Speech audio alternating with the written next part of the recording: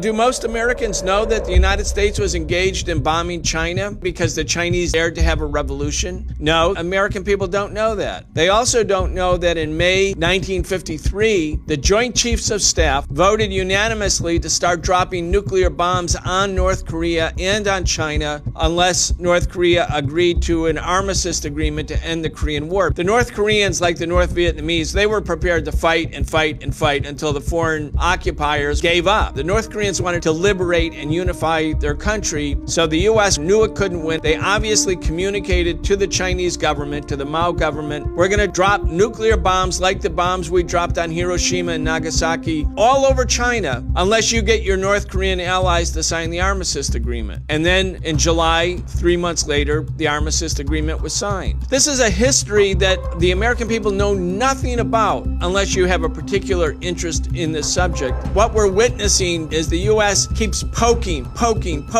insisting that it has the right to carry out these kind of military maneuvers and provocations, which any reasonable government in this part of the world would say, look, we're not going to have this happen to us again. We're going to get ready for war, because the U.S. is not only preparing for war, but doing everything possible to incite a war. This is the kind of BS media coverage that people in the United States get, that they don't really understand the dynamic of the situation.